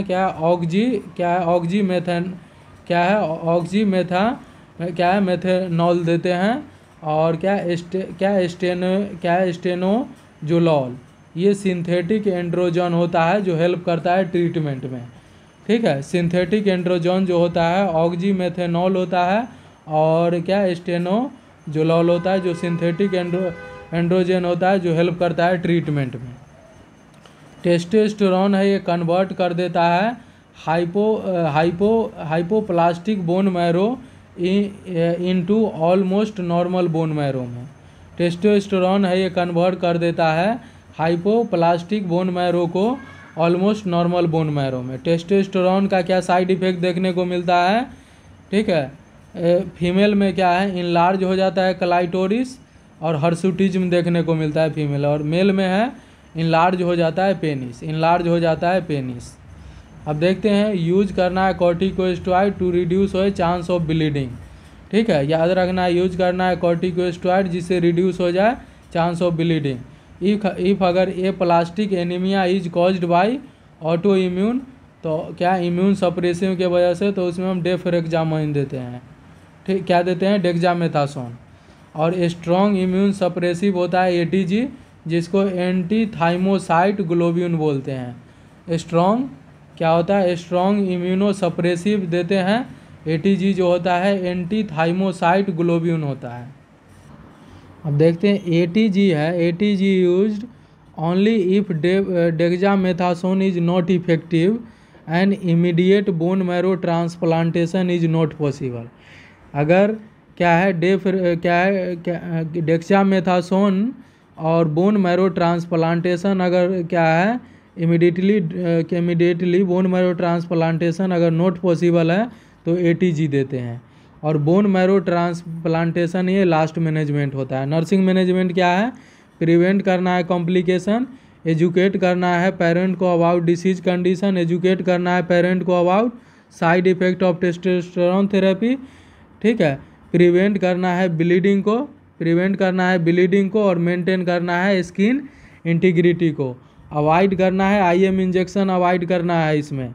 सॉफ्ट टूथ ब्रश करना है, अवॉइड करना है रेक्टल टेम्परेचर नहीं लेना है, आईएम इंजेक्शन अवॉइड करना है, सॉफ्ट टूथ ब्रश करना है, आइसोलेट करना है चाइल्ड को जिससे प्रिवेंट हो जाए इन्फेक्शन। चेक करना है platelet count before any invasive procedure करने से पहले।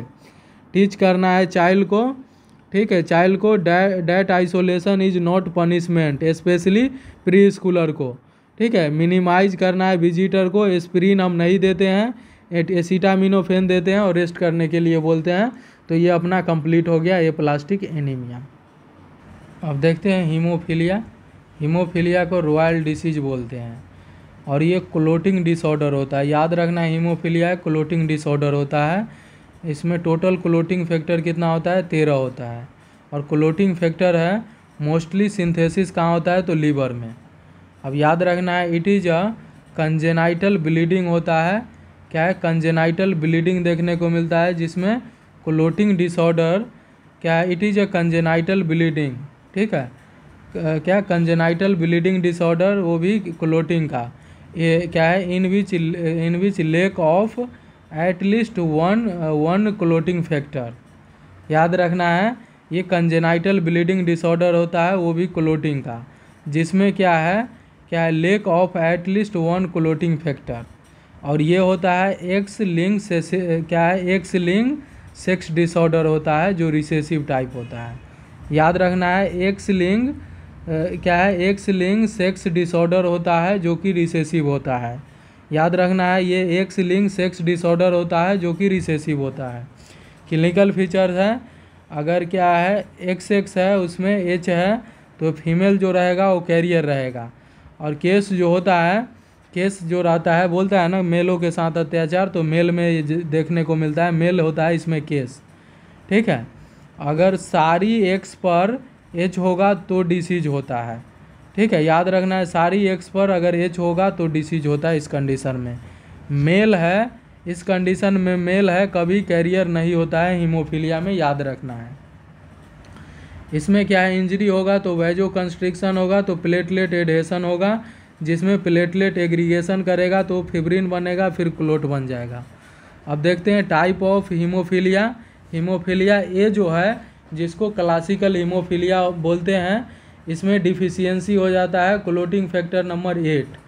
ठीक है, अब देखते हैं, अब नेक्स्ट देखते हैं क्या होता है। इसमें क्या है, क्लोटिंग फैक्टर नंबर 8 जो है एंटी हीमोफिलिक फैक्टर होता है, जो कि ये क्या है, एक प्रकार का ग्लाइकोप्रोटीन होता है, ग्लाइकोप्रोटीन। और ये कम्प्लेक्स होता है विथ किसके साथ, तो बिलीवर्डिन किसके साथ होता है, तो क्या है 1 बिलीवरान फैक्टर के साथ। ठीक है, और क्लोटिंग फैक्टर 8 है और मिक्स हो जाएगा 1 बिलीवरान फैक्टर से, तो ये स्टेबल हो जाता है। स्टेबल अगर होगा तो ये है नॉन एक्टिव रहेगा। अब देखते हैं, अगर क्लोटिंग फैक्टर जब 2 है, देखते हैं क्लोटिंग फैक्टर 2 ये एक्टिवेट कर देता है क्या, क्लोटिंग फैक्टर नंबर 8 को बाय रिमूविंग ऑफ 1 बिलीवरान फैक्टर, और जिसके कारण एक्टिवेटेड होगा तो ये यूज में आ जाएगा, नहीं तो ऑटोमेटिक डैमेज हो जाता है। और एक्टिवेट हो जाता है, ये नॉन स्टेबल होता है। और ये मोस्ट कॉमन टाइप का होता है। ठीक है, टाइप 1 जिसको क्लासिकल बोलते हैं। ठीक है, और 85% होता है टोटल केसेस का। अब इसका होता है सब टाइप।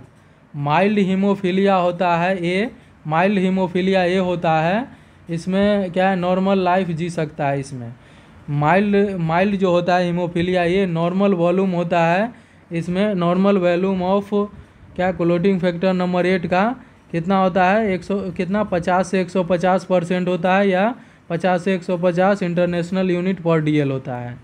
और ये कितना है, 6 से 30 होता है। कितना होता है, 6 से 30% ऑफ टोटल क्या होता है, 6 से 30% ऑफ कितना, क्लोटिंग फैक्टर नंबर 8। ठीक है, इन रिमेनिंग याद रखना है ये कितना होता है, 6 से 30% ऑफ क्लोटिंग फैक्टर नंबर 8 जो रिमेनिंग रहता है। और ब्लीडिंग होता है आफ्टर सीवियर इंजरी के बाद इसमें ब्लीडिंग होगा। और माइल्ड हीमोफीलिया है 25% देखने को मिलेगा टोटल हीमोफीलिया ए का। मॉडरेट हीमोफीलिया जो होता है, क्लोटिंग फैक्टर 8 जो होता है, इसमें कंसंट्रेशन रिमेनिंग रहता है 1 से 5% रहता है। 1 से 5% बोले तो कितना रहता है, 1 से 5 इंटरनेशनल यूनिट पर DL। सीवियर ब्लीडिंग देखने को मिलेगा आफ्टर इंजरी, और ये 15% होता है टोटल केसेस का। इसमें होता है 1 से 5% होता है क्लोटिंग फैक्टर नंबर 8 का। ठीक है, या 1 से 5 इंटरनेशनल यूनिट पर DL। सीवियर ब्लीडिंग होगा जब इंजरी होगा तो 15% होता है ये मॉडरेट वाला। सीवियर जो होता है इसमें है क्या होता है, सीवियर है कंसंट्रेशन इसमें है लेस देन 1% होता है, और ये कितना होता है, 60% होता है टोटल हीमोफीलिया ए का। ठीक है, और इसमें सीवियर ब्लीडिंग हो जाता है, स्पॉन्टेनियसली ब्लीडिंग अपने आप हो जाता है। अब देखते हैं हीमोफीलिया बी जो है, इसमें डिफिशियंसी होता है क्लोटिंग फैक्टर नंबर 9 का, जिसका नाम क्या है, क्रिसमस फैक्टर बोलते हैं। क्लोटिंग फैक्टर 9 का इसमें क्या होता है, क्लोटिंग फैक्टर 9 का डिफिशियंसी होता है, जिसको क्रिसमस फैक्टर बोलते हैं। और जो होता है हीमोफीलिया बी जो होता है क्रिसमस डिसीज, इसीलिए इसको बोलते हैं। और ये 15% होता है टोटल हीमोफीलिया का। ये 15% होता है। अब देखते हैं क्या होता है हीमोफीलिया सी। हीमोफीलिया सी जो होता है ये due to deficiency of clotting factor number 11 के कारण, ठीक है, जिसको पीटीए बोलते हैं, प्लाज्मा थ्रोम्बोप्लास्टिक एंटीसीडेंट। याद रखना हीमोफीलिया सी जो होता है इसमें डिफिशियंसी होता है कोलोटिंग फैक्टर नंबर 11, ठीक है, जिसको बोलते हैं पीटीए, प्लाज्मा थ्रोम्बोप्लास्टिक एंटीसीडेंट। और हीमोफीलिया डी जो होता है इसमें डिफिशियंसी हो जाता है क्या, क्लोटिंग फैक्टर नंबर 12, जिसको हेगमैन फैक्टर बोलते हैं।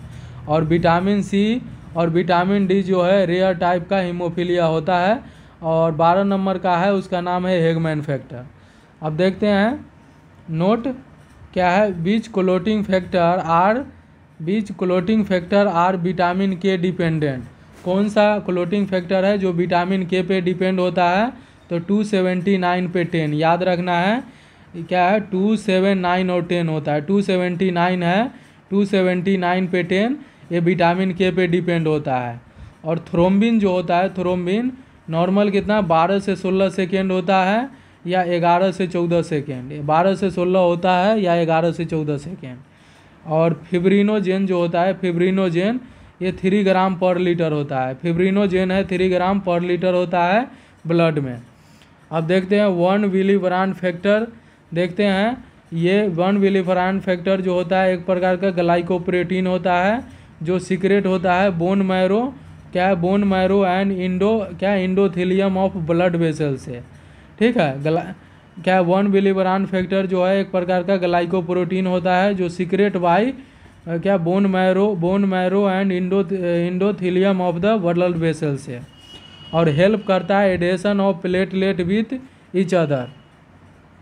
क्लोट क्यों नई फॉर्मेशन होता है विदाउट इंजरी, ठीक, वेलोसिटी ऑफ सर्कुलेशन के कारण नेचुरल एंटीकोगुलेंट होता है हिपेरिन, एक्टिवेट कर देता है क्या है फाइब्रोएनोलाइसिस एक्टिविटी को, और लीवर है रिमूव कर देता है एक्टिवेटेड क्लोटिंग फैक्टर को। असेसमेंट करेंगे तो हीमोआर्थरोसिस देखने को मिलेगा, क्या है हीमोआर्थरोसिस, जो कि क्लासिकल साइन होता है हीमोफीलिया का। हीमोआर्थरोसिस जो होता है ये क्लासिकल साइन होता है। इसमें ब्लीडिंग होगा ज्वाइंट पे, कहाँ पे, एल्बो नी और एंकल पे, एल्बो नी और एंकल पे ब्लीडिंग देखने को मिलता है, जिसको हीमोआर्थरोसिस बोलते हैं। और एक क्लासिकल साइन होता है हीमोफीलिया का जिसमें ब्लीडिंग ज्वाइंट से होता है। हीमोआर्थरोसिस में क्या होता है, क्या है ब्लड इंटर करता है साइनोवियल कैविटी में और मिक्स हो जाता है साइनोवियल फ्लूइड से और वॉल्यूम बढ़ा देता है, जिसके कारण प्रेशर भी बढ़ जाएगा। प्रेशर बढ़ेगा तो क्या है स्वेलिंग, पेन और वार्मनेस देखने को मिलेगा, स्वेलिंग, पेन और वार्मनेस, जिसके वजह से क्या है ऑस्टियोनेक्रोसिस देखने को मिलेगा, जिसके कारण ऑस्टियोपोरोसिस हो जाएगा, फिर जाके क्या है पैथोलॉजिकल फ्रैक्चर देखने को मिलेगा। असेसमेंट करेंगे, असेसमेंट तो सीवियर देखने को मिलेगा हीमोफीलिया में, एपिटैक्सिस देखने को मिलेगा, नोज ब्लीडिंग हो जाएगा, क्या है हेमेचूरिया देखने को मिलेगा, यूरिन से भी क्या है ब्लड आने लगेगा, टेंडेंसी टू क्या है ब्रूसेस, ये इंटरनल ब्लीडिंग के कारण देखने को मिलता है। एक्सरे करेंगे तो हेल्प करता है डायग्नोसिस ऑफ सिविरिटी ऑफ हेमीएर्थरोसिस को, एक्सरे हेल्प करता है डायग्नोसिस ऑफ सिविरिटी ऑफ हेमीएर्थरोसिस को। और ब्लीडिंग टाइम जो होता है नॉर्मल 2 से 9 मिनट होता है, ठीक है, जिसमें कोई चेंज नहीं होता है ब्लीडिंग टाइम में। याद रखना है हीमोफीलिया में ब्लीडिंग टाइम में कोई चेंज नहीं होता है, 2 से 9 मिनट रहता है, बिकॉज इट डिपेंड होता है प्लेटलेट पे, नॉट क्लोटिंग फैक्टर पे। ब्लीडिंग टाइम डिपेंड होता है प्लेटलेट पे, नॉट क्लोटिंग फैक्टर पे। और ये डिसीज जो होता है हीमोफीलिया क्लोटिंग क्या है क्लोटिंग फैक्टर का दिक्कत है। इसमें क्लोटिंग टाइम है वो इंक्रीज हो जाता है, नॉर्मल जो होता है क्लोटिंग टाइम 8 से 15 मिनट होता है, ठीक है, 8 से 15 मिनट होता है, और इसमें क्लोटिंग टाइम बढ़ जाता है। फाइब्रिन का फॉर्मेशन है लेट होता है, तो क्लोटिंग फैक्टर जो है वो नेसेसरी होता है, और इस कंडीशन में डिफिशियंसी होता है। ब्लीडिंग टाइम और प्रोथ्रोम्बिंग टाइम है इस कंडीशन में नॉर्मल होता है, ठीक है। और ब्लीडिंग और प्रोथ्रोम्बिंग टाइम जो होता है में नॉर्मल होता है, याद रखना है इसमें। प्रोथ्रोम्बिंग टाइम जो होता है, प्रोथ्रोम्बिंग टाइम नॉर्मल होता है, इसमें 11 से 15 सेकेंड होता है चाइल्ड में, और एडल्ट में कितना होता है 9.6 से 11 सेकेंड होता है, याद रखना है। प्रोथ्रोम्बिंग टाइम है नॉर्मल होता है 11 से 16 सेकेंड चाइल्ड में होता है और 9.6 से 11 सेकेंड होता है एडल्ट में, ठीक है, और ये नॉर्मल होता है। अब क्लोटिंग मैकेनिज्म देख लेते हैं, इंट्रेंसिक पाथवे और एक्सट्रेंसिक पाथवे। एक्सट्रेंसिक पाथवे है इसमें नॉट यूज होता है। एक्सट्रेंसिक पाथवे जो होता है 8, 9, 11 और क्या है 12 पे क्या होता है 12 होता है, जो कि इसमें नोट चेंज होता है अनचेंज मेजर, ठीक है। ये प्रोथ्रोम्बिंग टाइम, इसीलिए इसमें प्रोथ्रोम्बिंग टाइम में कोई चेंज नहीं हुआ, ठीक है। और पार्शियल थ्रोम्बोप्लास्टिक टाइम जो होता है, पार्शियल थ्रोम्बोप्लास्टिक टाइम ये चेंज हो जाता है, इसमें इंक्रीज हो जाता है, ठीक है। ये पार्शियल थ्रोम्बोप्लास्टिक टाइम है APTT है, इसमें इंक्रीज हो जाता है। नॉर्मल 30 से 40 सेकेंड होता है। APTT जो है वो मेजर करता है intrinsic pathway of clotting, intrinsic pathway of clotting factor को। इंट्रेंसिक पाथवे जो यूज होता है डिफिशियंसी ऑफ 8, 9, 11 और 12, ठीक है, इसमें डिफिशियंसी होता है इंट्रेंसिक पाथवे में, क्या है 8, 9, 11 और 12। मैनेजमेंट देखते हैं, क्या आइडेंटिफाई करेंगे टाइप ऑफ हीमोफीलिया को। क्लोटिंग फैक्टर जो होता है, इसमें क्लोटिंग फैक्टर का डिफिशियंसी होता है तो इसको रिप्लेसमेंट कर देना है। आइडेंटिफाई करेंगे हीमोफीलिया को और क्लोटिंग फैक्टर को डिफिशियंसी है उसको रिप्लेस कर देना। हीमोफीलिया ए में क्रायोप्रेसिपिटेट देते हैं जो सेंट्रीफ्यूज किया जाता है FFP से क्या है फ्रेश फ्रोजन प्लाज्मा से। अब देखते हैं होल ब्लड के बारे में। होल ब्लड जो होता है जिसमें RBC जो होता है RBC ये इंक्रीज कर देता है amount of RBC after trauma, क्या है सर्जरी या फिर ट्रीट सीवियर एनीमिया। और क्या है 35 से 42 डे तक रेफ्रिजरेटर में रखते हैं और 10 ईयर तक फ्रीजर में रखते हैं 1 से 6 डिग्री सेल्सियस पे। और FFP जो होता है ये करेक्ट करता है deficiency of coagulation factor, treat shock और due to plasma loss from क्या है बॉर्न या मैसिव ब्लीडिंग के कारण। तो 1 साल तक इसको फ्रीजर में हम रखते हैं FFP को। अब कंसनट्रेट ऑफ प्लेटलेट ये ट्रीट करता है या प्रिवेंट करता है ब्लीडिंग को due to low platelet level. 5 days तक रखना है प्लेटलेट को रूम टेम्परेचर पे, ठीक है। रूम टेम्परेचर जो होता है 22 से 24 डिग्री सेल्सियस पे रखते हैं 5 दिन के लिए प्लेटलेट को। क्रायोप्रेसिपिटेट जो होता है ये ट्रीट करता है फाइब्रिनोजेन डिफिशियंसी, बोले तो 8 नंबर का क्रोमोसोम। और क्या है 1 ईयर तक फ्रीजर में रखते हैं -20 डिग्री सेल्सियस पे, ठीक है, -20 डिग्री सेल्सियस पे रखते हैं इसको क्रायोप्रेसिपिटेट को। अब याद रखना है 1 यूनिट प्लाज्मा लेते हैं जिसका टेम्परेचर -80 से -20 होगा और 1 से 6 डिग्री पे इसको पिघलाते हैं, इसको सेंट्रीफ्यूज करेंगे और क्रायोप्रेसिपिटेट बनाते हैं। कितना है 15 से 20 ml। कंपोजिशन जो होता है फ्रेश फ्रोजन प्लाज्मा का क्लोटिंग फैक्टर 8 में 80 से 150 इंटरनेशनल यूनिट पर बैग होता है और फिब्रिनोजेन है 150 से 250 mg पर डे। और इसमें क्या है 8 नंबर में 20 से 30% ऑफ होल ब्लड होगा और 1 बिलीवरान फैक्टर तो क्या है 40 से 70% ऑफ होल ब्लड होगा। हीमोफीलिया बे को मैनेजमेंट करते हैं, क्रायोप्रेसिपिटेट यूज नहीं करते हैं, इसमें हम यूज करते हैं FFP, ठीक है। 250 ml वॉल्यूम देते हैं जिसमें फिब्रिनोजेन 250 से 300 mg पर बैग होता है और इसमें 8 नंबर का जो रहेगा 0.6 इंटरनेशनल पर ml होता है और 9 में 0.9 इंटरनेशनल यूनिट पर ml होता है, ठीक है। तो हीमोफीलिया बी को ट्रीट करते हैं FFP से। अब देखते हैं replacement therapy is not routing preventive measure. क्या है रिप्लेसमेंट थेरापी है ये नॉट रूटिंग प्रिवेंटिव मेजर होता है। It is only use in control excessive bleeding, ये कंट्रोल करता है only use control excessive bleeding. Proper screening करना है HIV और हेपेटाइटिस बी को, ठीक है। फिर क्या है क्या टेक्जेमिक एसिड या एप्सिलॉन एमाइनो कैप्रोइक एसिड देते हैं। क्या है ट्रांसजेमिक एसिड और एप्सिलॉन एमाइनो कैप्रोइक एसिड देते हैं और ये क्या है एंटी फाइब्रिनोलाइटिक एजेंट होता है, ठीक है। टेक्जेमिक एसिड और एप्सिलॉन एमाइनो कैप्रोइक एसिड ये एंटी फाइब्रिनोलाइटिक एजेंट होता है। इसका मेन हीरो है क्लोटिंग फैक्टर और साइड हीरो होता है एंटी फाइब्रिनोलाइटिक एजेंट जो कि एडजुवेंट थेरेपी होता है। देखते हैं येलोइश स्किन हो जाता है due to administration of high concentration of clotting factor number 8। Clotting factor number 8 को एडमिनिस्टर करोगे हाई कंसंट्रेशन से तो येलो स्किन हो जाता है। येलो स्किन हो जाता है due to administration of high concentration of clotting factor number 8। तो ट्रीटमेंट करेंगे हीमोआर्थरोसिस को। हीमोआर्थरोसिस को कैसे ट्रीट करना है, इमोबिलाइज कर देना है जॉइंट को, कोल्ड एप्लीकेशन यूज करना है, याद रखना है। प्रेशर बैंडेज यूज करना है, अवॉइड करना है NSAID because it can cause platelet dysfunction करा देगा, इसीलिए अवॉइड करते हैं NSAID।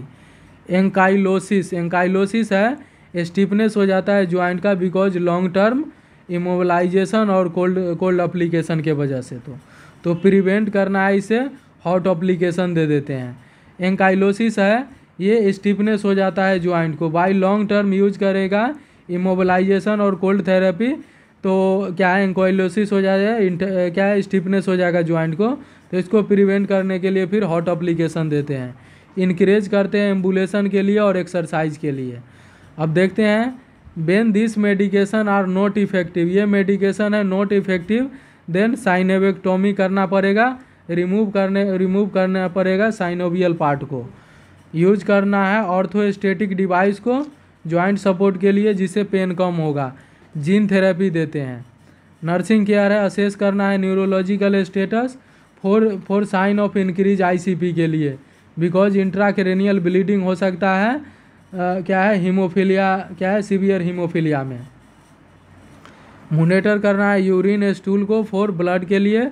Immediate treatment of bleeding क्या करना है तो रेस हम राइस अप्लाई करते हैं जिसमें रेस्ट, आई से आइस कंप्रेशन और आइस अप्लीकेशन, सी से कंप्रेशन और एलिवेशन कर देंगे bleeding side.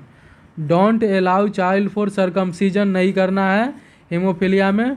Short finger nail of parent और बेबी हो सकता है। एजुकेट करना है पेरेंट को use of diaper pin with precaution. Avoid करना है कॉन्टेक्ट प्ले जैसे क्रिकेट और रनिंग। सॉफ्ट टॉ यूज करना है प्ले के लिए। रीडिंग स्विमिंग अलाउ कर सकते हैं। सॉफ्ट टूथब्रश अवॉइड करना है hard and sharp food. Precaution during play such as paddle on both helmet. ठीक है, अब देखते हैं do not restrict child for play खेलने के लिए रेस्ट्रिक्ट नहीं करना, अवॉइड करना है IM इंजेक्शन। एडवाइस करेंगे पेरेंट को that injury are not fully prevented. ठीक है, एडवाइस करना है पेरेंट को कि इंजरी को, ठीक है, क्या है injury are not fully prevented so don't feel guilty.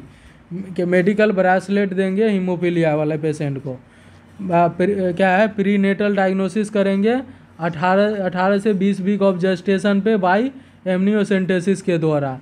Prevent कैसे करेंगे डायग्नोसिस 18 से 20 वीक ऑफ जेस्टेशन पे करना है बाई एमनियोसेंटेसिस के द्वारा। वैक्सीन देते हैं इसमें हेपेटाइटिस B वैक्सीन देते हैं। तो ये अपना कंप्लीट हो गया पूरा ब्लड। Thank you.